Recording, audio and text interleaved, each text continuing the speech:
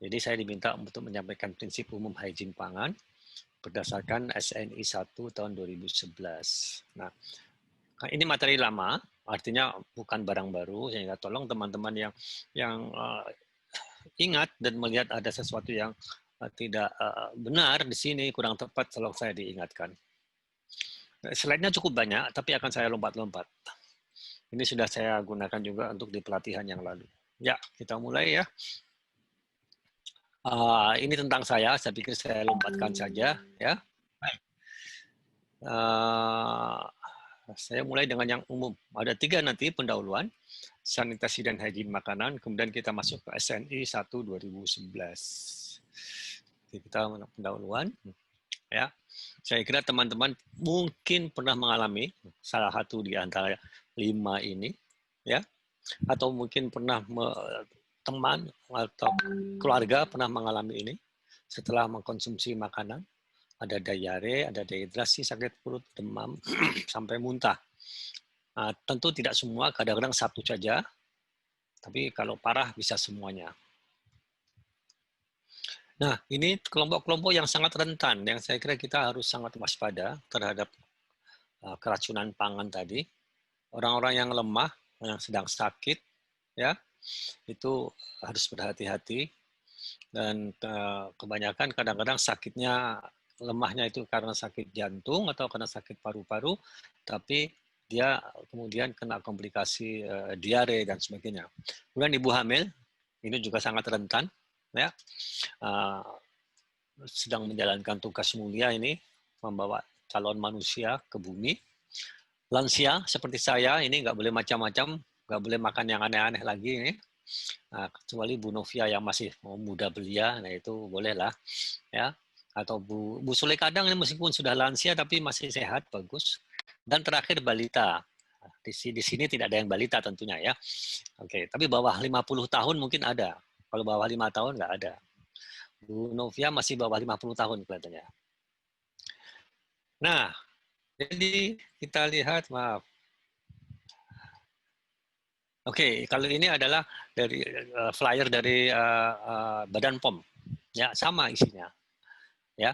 Apa itu keracunan pangan? Keracunan pangan adalah apabila 2 orang atau lebih menderita sakit dengan gejala yang sama atau hampir sama setelah mengonsumsi pangan dan pangan tersebut terbukti sebagai sumber keracunan.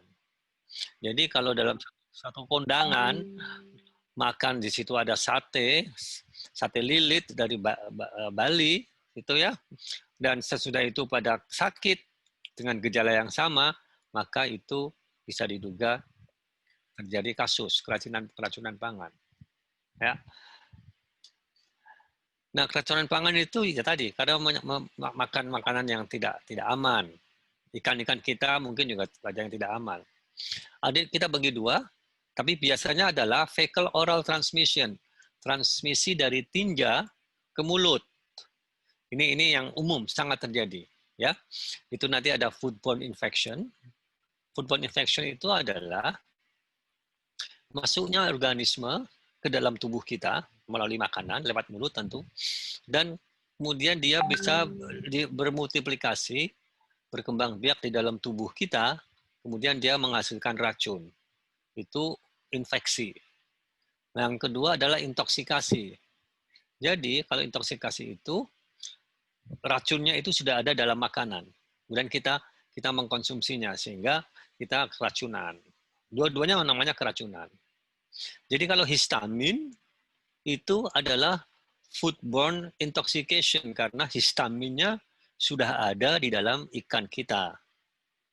Beda nanti kalau dengan foodborne infection di atas, ada Vibrio misalnya, ya, maka itu bukan intoxication, itu infection karena makan Vibrio dulu baru keracunan. Ya, semua pangan bisa menjadi media, dan pangan yang berprotein tinggi seperti ikan itu merupakan yang paling sering membawa masalah. Ini kalau kita lihat secara gambar, ini infection, ya, dari itu agen yang paling kuning bawah itu masuk ke dalam ikan, kemudian ikan yang dimakan oleh kita. Atau agen itu dimakan oleh ikan dan agen itu berkembang biak di dalam ikan, kemudian ikannya kita makan. Akhirnya agent itu tumbuh, berkembang biak di dalam perut kita dan menyebabkan penyakit. Kalau intoxication, ya, jadi agennya, mikrobianya masuk ke dalam ikan, ikan kemudian tumbuh, di situ kemudian menghasilkan racun. Nah, ikan yang beracun itu kita makan, makanya kita langsung mengalami keracunan. Jadi yang membedakan intoxication ini cara mudah ya. Cara yang mudah adalah membedakan intoxication dengan infection adalah kalau kita tidak lama makan langsung keracunan, langsung sakit, maka itu intoxication. Tapi kalau ada jeda waktu, makanya pagi, baru sore atau malam itu rasa sakit perut, nah itu bisa diduga itu infection. Ya, sebentar saya harus berhenti dulu. Silakan Bu Novia di ini dulu ya. Saya harus berhenti itu. Ada kelihatannya ada tamu dan tidak ada yang membukakan pintu. Tolong Bu Novia bisa silakan dulu ya. Iya, silakan Pak. Ya, oke. Saya Ya, monggo Pak, silakan.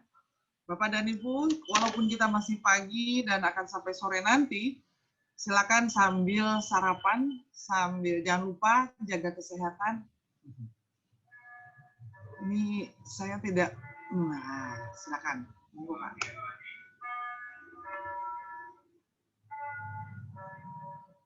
Yes. baik Bu Novia, maaf. Lanjut Ya. Pak, nggak apa-apa Pak, enjoy. Jangan lupa kopi Pak. Oh, sudah ada ini kopi. Nah, ini kopi. Ini kacang. Aduh, hebat deh Pak Purwa. Ini biskuit.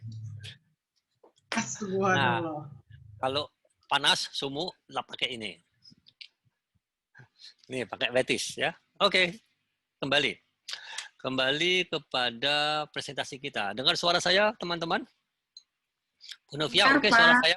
Oke, nah, baik. Ada Bu Hamdiah nih. Selamat pagi, Bu Hamdiah. Selamat ya. Pagi Bapak, terima kasih Pak. Ya, jadi kalau kita makan ikan dan langsung sakit, maka itu namanya intoksikasi. Tapi kalau ada jeda, ya, baru nanti malam sakitnya, nah itu infection karena ada waktu yang dibutuhkan oleh mikroba tumbuh di dalam badan kita. Oke, itu sederhana. Baik. Nah, ini berita lama, nggak terlalu lama sih, ya. Tapi kelihatan sekali ada 20 juta kasus keracunan pangan per tahun di Indonesia. Dan ini yang dilaporkan loh. Kalau yang tidak dilaporkan mungkin bisa lebih tinggi lagi karena kebiasaan kita kan kalau sakit habis itu ya makan new di atap selesai, tidak ke dokter. Tidak ada sistem pelaporan yang berjalan seperti Amerika. Ya. Oke. Dan ini penyebabnya ya keracunan itu paling banyak adalah minuman, makanan, ya. Kemudian juga kita sering keracunan obat, kemudian campuran dari atas di semuanya itu. Oke. Jadi makanan dan minuman menduduki peringkat tertinggi dalam hal keracunan. Baik, ini ada satu penelitian oleh siapa lupa namanya saya, Risalia. Ini kalau tidak salah tesis di bukan tesis ini bukan tesis ya. Kita lihat itu jenis pangan penyebab ini penyebab kejadian luar biasa ya. Kejadian luar biasa keracunan itu sekali lagi saya ulangi, kalau 2 orang atau lebih menderita penyakit dengan gejala yang sama sesudah makan makanan yang sama, itu sudah disebut KLB sebenarnya. Nah, KLB keracunan pangan ini kita lihat, ya penyebabnya apa? Kita lihat hampir semuanya bakteri, ya kimiawi itu 20%, kalau bakteri itu 82% kurang lebih. Oke, sampel makanannya diambil dari makanan muntahan dan seterusnya. Penyebabnya makanan rumah tangga kita sendiri, kemudian jasa boga itu catering itu bisa sampai 19%, dan jajan pasar, jajanan di luar itu 18,3%. Ya, jangan-jangan ikan kita bagian dari situ. Siapa penyebabnya? Kita lihat paling tinggi 75% itu bakteri. Dari mulai E. coli sampai di bawah Vibrio. 1,1. Vibrio hemolyticus ini juga 1,7. Tapi paling tinggi E. coli dan Sirius. Kenapa Sirius? Bacillus Sirius. Karena Bacillus Sirius itu dari sereal. Dan kita pemakan sereal, padi, beras, itu bisa menjadi pembawa Bacillus Sirius. Yang ketiga itu Staphylococcus aureus. Nah, Staphylococcus aureus ini hidupnya di mana? Hidupnya di lubang hidung kita. Di lubang-lubang telinga juga ada. Di luka, bisul, jerawat. Nah, itu banyak Staphylococcus aureus. Paling atas adalah E. coli. Coli itu dari kolon. Kolon itu usus. Jadi itu paling banyak melalui tinja.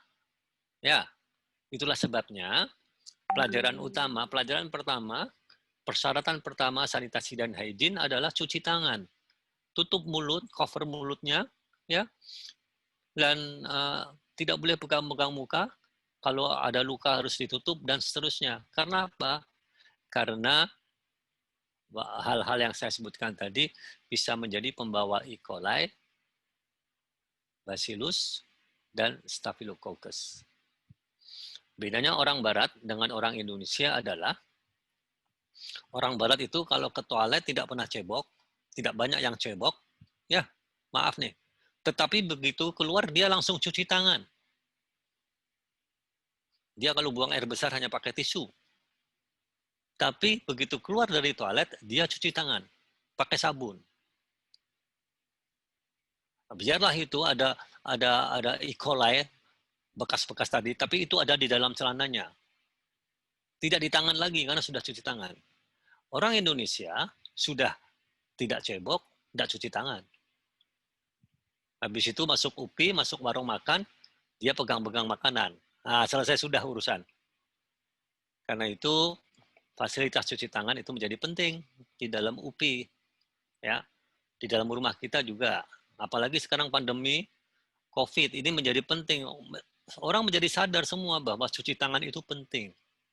Gitu ya, baik. Nah, kalau ini yang saya sebutkan tadi, ini tesis dari mahasiswa UIN Jakarta. Ya, mahasiswa UIN Jakarta dia meneliti penyebab keracunan pangan di DKI ini, tahun 2016 yang lalu. Apa yang dia temukan? Jenis pangan yang paling banyak menyebabkan itu seafood. Yang menyebabkan keracunan itu seafood, ikan-ikan kita. Jadi harus diakui bahwa mungkin ikan-ikan kita itu tidak sehat, tidak aman. Oke. Nah, keamanan pangan itu apa? Saya kira semua sudah jelas, sudah paham ini. Kondisi dan upaya yang diperlukan untuk mencegah pangan dari kemungkinan cemaran biologis, kimia, dan benda lain yang dapat mengganggu, merugikan, dan membahayakan kesehatan manusia. Oke, itu keamanan pangan. Ya, kondisi dan upaya. Jadi ada dua situ. Satunya ada cemaran. Cemaran itu kita sebut hazard. Yang kedua adalah kondisi, upaya, ya, yang supaya tidak terjadi hazard atau supaya hazard itu tidak menimbulkan pengaruh buruk. Ya, itu ada di peraturan pemerintah. Ya. Oke, saya teruskan. Kita sudah tahu semua hazard itu apa? Biologis, kimiawi, dan fisik. Agen biologi, agen kimia, dan fisik dalam makanan yang bisa menimbulkan akibat buruk bagi kesehatan. Oke, ini contohnya. Saya kira semua sudah paham tentang contoh ini, ya. Pasti paham, apalagi yang sudah jadi pengawas mutu. Oke, ada biologi, ada kimia, dan ada fisik. Pada fisik ini perlu diingat, tulang itu bisa menjadi fisik, menjadi hazard fisik kalau dia tidak seharusnya ada di situ. Jadi kalau pindang presto, tulang itu atau tidak menjadi hazard karena dia sudah lunak dan dia tidak apa-apa ada di situ. Tapi kalau dalam filet beku, filet patin beku, nah itu hazard, tidak boleh. Baik, itu mudah. Kemudian ini juga sudah, ya. Apa yang diperlukan? Kontrol. Oke, dengan apa? Dengan sanitasi dan hygiene. Itu yang menjadi bahan kita pada hari ini. Pendahuluan sudah. Kita sekarang masuk ke bab kedua tentang sanitasi dan hygiene. Sanitasi itu apa? Berasal dari kata-kata sanitas atau health artinya. Jadi apa itu? Ini banyak definisinya. Ya, all precaution and measures, semua tindakan kehati-hatian yang diperlukan selama produksi. Terus sampai akhirnya dari hulu sampai hilir untuk menjamin bahwa ya produk itu aman. Kira-kira begitu. Atau berikutnya, ya sama ini, semua kondisi dan langkah-langkah yang diperlukan untuk menjamin keamanan. Ya, dan menjamin ketepatan pangan itu di seluruh atau di sepanjang rantai produksi. Oke, itu sederhana. Ya, maka menciptakan suasana kondisi yang higienis itu menjadi penting. Itu bisa melalui langkah-langkah mikrobiologi atau biologi, langkah-langkah fisik, dan langkah-langkah kimia. Ada kata penting, ada istilah penting dalam sanitasi ini, food sanitation, yaitu apa? Protection from contamination. Jadi melindungi dari kontaminasi. Kenapa? Kita semua tahu, orang perikanan harus tahu, dan pasti tahu, bahwa ikan itu kalau sehat, ya bukan ikan sakit ya, ikan sehat itu steril. Ikan sehat itu steril. Jadi makanya kita sering dan pernah mungkin melakukan makan sashimi, karena dia steril, sehat. Tidak mengandung penyakit, tidak mengandung kuman, dan segala macam. Nah, begitu mulai diangkat, kemudian mulai terkena kontaminasi, itu sanitasi berjalan. Jadi apa? Proteksi, melindungi ikan kita dari kontaminasi. Itu kuncinya. Kuncinya sanitasi and hygiene adalah itu. Melindungi ikan kita dari kontaminasi. Baik. Sederhana, sama dengan hygiene. Kalau hygiene itu adalah untuk kesehatan. Kurang lebih itu sama nanti ya. Jadi apa tuh tujuan sanitasi dan hygiene? Mengeliminasi semua sumber kontaminasi dan kontaminasi silang dari area yang beresiko terhadap keamanan produk, terhadap ikan kita. Tadi kita masih ingat protection from contamination. Kontaminasi itu ya harus kita hindarkan. Semua kontaminan itu harus dieliminasi. Dan juga jangan sampai terjadi kontaminasi silang. Baik. Dari mana pangan terkontaminasi? Ini semua pengawas mutu mau tidak mau, boleh tidak boleh, terpaksa atau tidak terpaksa harus paham ini. Kita juga paham, kita juga harus mencermati itu. Dari mana kontaminasinya? Dari manusia, dari kita sendiri. Bisa dari peralatan, bisa dari air, bisa dari hama, maksudnya adalah salah satunya dari kecoa. Kecoa atau coro itu membawa kotoran itu di kaki-kakinya. Dan kecoa itu sebenarnya binatang yang pembersih. Bersihan kalau kata Jawa. Dia suka membersihkan dirinya. Nah, apa yang dia lakukan membersihkan itu? Ya, kaki dan tangannya itu selalu dia gosok-gosokkan supaya bersih. Dah, disitulah turun mikroorganismenya. Dari binatang, pengerat, tikus, burung, dari fasilitas gedung kita, dan dari lingkungan. Ini yang ada nih, yang saya ingat. Kalau teman-teman punya yang lain, boleh silakan tambahkan. Ya, dari situ kontaminasinya. Baik. Nah, apa sih dasar-dasar kontaminasi itu?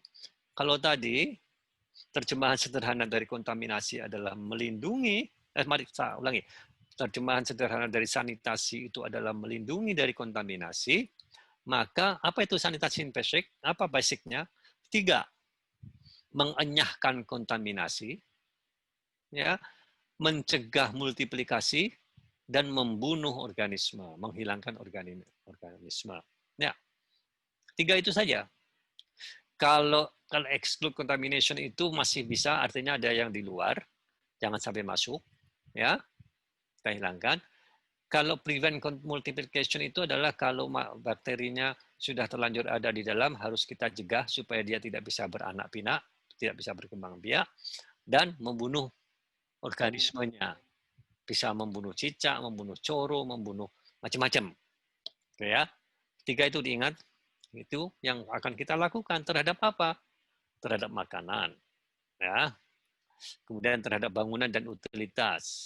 Oke, ini semua contoh-contoh gambarnya pasti sudah familiar semua. Terhadap peralatannya, terhadap orangnya, terhadap kita. Baik, itu. Kemudian apa sih sanitasi hygiene kok begitu penting? Satu, sudah pasti mencegah keracunan oleh makan, oleh pangan. Akibat kontaminasi silang antara permukaan kontak dengan makanan atau antar makanan. Kalau dia terkontaminasi, sudah pasti itu harus dibuang. Ya. Kemudian sanitasi dan hygiene berikutnya adalah menjamin kebersihan bangunan dan ruangan sepanjang waktu. Itu pentingnya.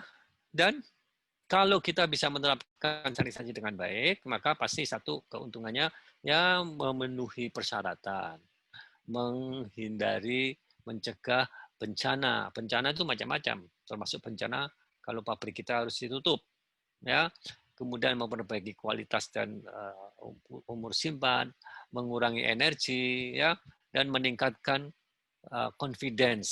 Pabrik kita tidak pernah di-ban karena sanitasi dan hygiene-nya buruk. Kira-kira gitu. Itu kan kita bisa, pabrik kan menjadi confidence. Kita nggak pernah bermasalah. Kalau pabrik itu sudah terpublikasi sanitasi dan hygiene-nya buruk, tentu itu menjadi iklan yang tidak baik bagi dirinya.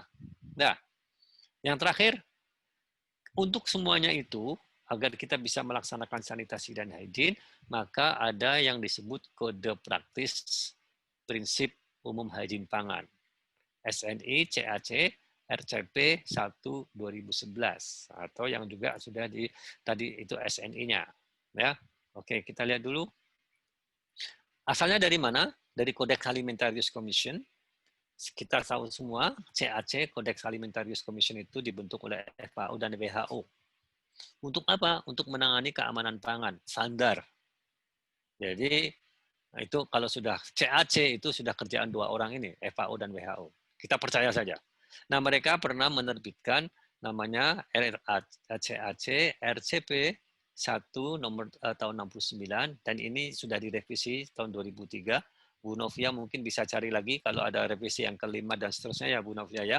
Nah, itu apa isinya? Tentang Recommended International Code of Practice and General Principles of Food Hygiene. Ini yang dipakai di seluruh dunia sebagai pegangan. Jadi orang-orang Uni Eropa kalau inspeksi juga mereka pakai dasar yang ini. Ya, baik. Ini kemudian di Indonesia juga kita sendiri sudah pasti ada aturannya dan semua hafal tentang permen ini atau Capmen ini, sorry. Persyaratan jaminan mutu dan keamanan hasil perikanan. Ini dia. Maaf saya balik. Ini ruang lingkup permennya, Capmennya, semuanya terkait dari hulu sampai hilir sampai peralatannya. Kemudian ini persyaratan ini yang saya kira semua mengetahuinya. Ya. Semua mengetahui ini. Ya. Ada GMP, ada SSOP, ada HACCP. Dan kalau melihat Capmen ini jangan lupa kata-katanya itu UPI harus memiliki sistem manajemen keamanan pangan yang meliputi mencakup GMP, SSOP, dan HACCP. Jadi sebenarnya kalau kita mau melaksanakan Capmen ini dengan ketat, maka UPI yang tidak memiliki ketiganya ini mestinya tidak boleh. Tapi ya tentu nggak bisa begitu saja ya, itu ada pertimbangan lain. Bangunan ini saya kira semua sudah paham, ya. Atau dengan cara ini digambarkannya juga sudah paham. Jadi kita sering melihat ada dua cara menggambarkan hubungan antara GMP SSOP dengan HACCP. Kita harus siapkan dulu bangunan fasilitas, kemudian baru tiangnya itu adalah SSOP, GMP, atau prasyarat lainnya, kemudian atapnya HACCP. Atau kalau mau pakai model piramida, ya seperti ini. Ini M-nya 1 ini. Maaf, saya ganti dulu. Oke. Ini juga sering dipakai. Intinya semua sama. bahwa GMP dan SSOP itu menjadi prasyarat bagi HACCP. Tanpa dua ini, HACCP tidak bisa. Nah, makanya kalau dulu pernah ada gerakan, ada ingin melewati ini langsung ke HACCP, itu nggak bisa. Ya, harus dua ini dipenuhi dulu. Oke. Ini kalau bangunan tadi ya, ini fasilitas bangunan, fasilitas itu fondasi. Ini tentang bangunan kita harus memenuhi syarat, harus memudahkan untuk melakukan langkah-langkah sanitasi dan hygiene. Percuma kalau bangunannya itu tencel-kuti, artinya susah dibersihkan. Banyak ruangan yang berkelok-kelok. Kemudian di tempat pengolahannya juga begitu. Alur prosesnya dengan alat peralatannya tidak sesuai. Peralatannya juga susah dibersihkan. Dindingnya, lantainya, itu semua ada di GMP yang kita pahami ya, atau di persyaratan. Ini yang GMP-nya. Nah, ingat, kadang-kadang kita masih salah ya. GMP itu adalah cara memproduksi pangan. Nah, kebanyakan atau mayoritas di sini kemudian kita bicara teknologi, how to process. Kita bicara teknologinya saja. Nah, bisa terkait dengan kontrol waktu dan suhu, terkait dengan metode atau cara pengolahannya. Itu GMP. Ya. Kemudian baru kita masuk SSOP-nya. Sesudah bangunannya oke, teknologinya dikuasai melalui GMP, kita masuk sekarang cara, metode, persyaratan untuk operasi sanitasi. Itu SSOP-nya.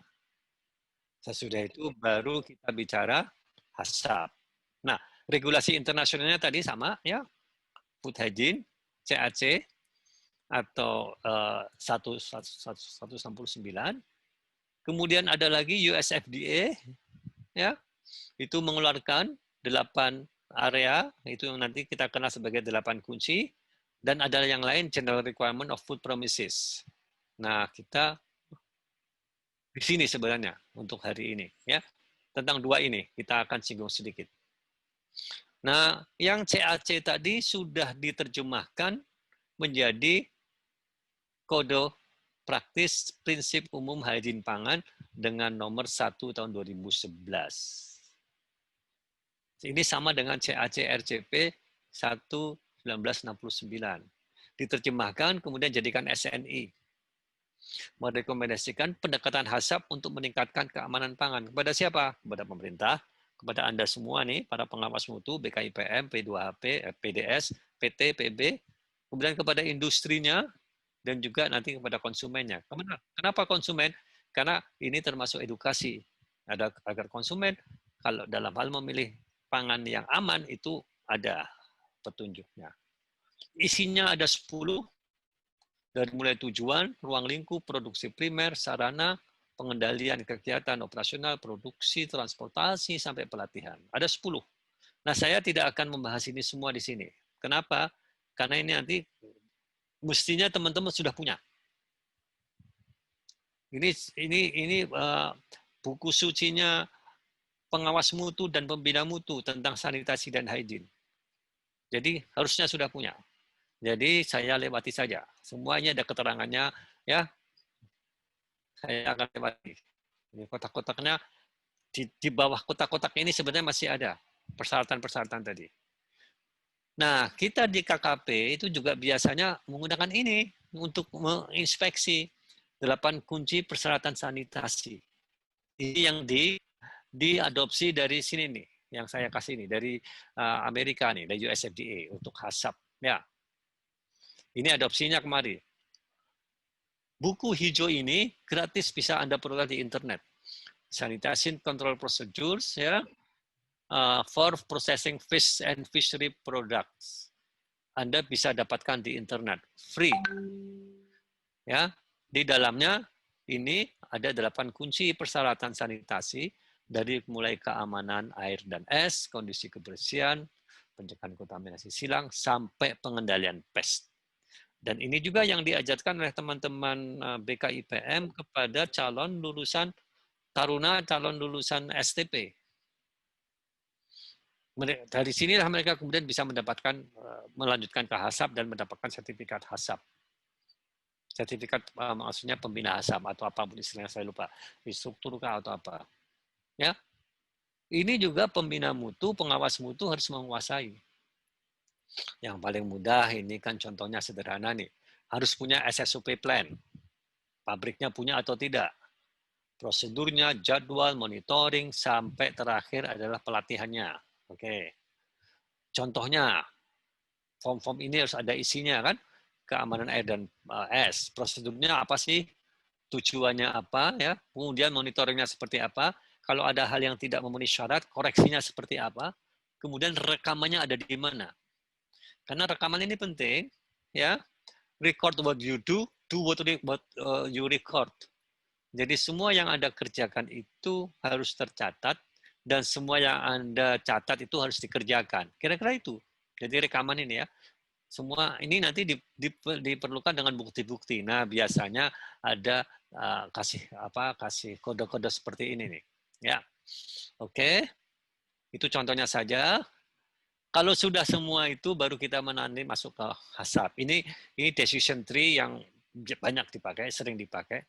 Orang bisa berbeda-beda sedikit, tapi umumnya ini. Ya, dari mulai pembentukan tim HACCP sampai terakhir adalah dokumentasi dan pemeliharaan rekaman. Ini decision tree penerapan HACCP. Silakan dan pasti sudah paham semua. Permen ini juga paham. Kalau ada GMP SSOP dipenuhi, baru dapat SKP. Kalau sudah punya SKP, baru boleh ke HACCP. Nanti dapatkan sertifikat HACCP. Kalau mau ekspor, boleh kemudian dapatkan sertifikat kesehatan. Itu menurut Permen. Nah, apakah Permen ini mau diubah atau bagaimana, nanti itu bukan urusan kita pada hari ini. Ya. Tapi ini penjenjangan, pentahapan sesuai dengan peraturan kita. Dan peraturan kita ini masih hidup sampai sekarang. Masih berlaku. Jangan ini dilewati. Baik, ini contoh perbedaan antara critical control point dan sanitation control procedures. Kita harus membedakan yang mana yang CCP, yang mana yang SCP. Maka itu programnya juga berbeda. Kalau dia itu adalah CCP, programnya HACCP. Tapi kalau dia hanya kontaminasi biasa, nah itu bisa programnya adalah sanitasi. Ya. Saya kira cukup ini. Oke, terima kasih Bu Novia. Silakan dilanjut. Saya akan stop share. Assalamualaikum warahmatullahi wabarakatuh.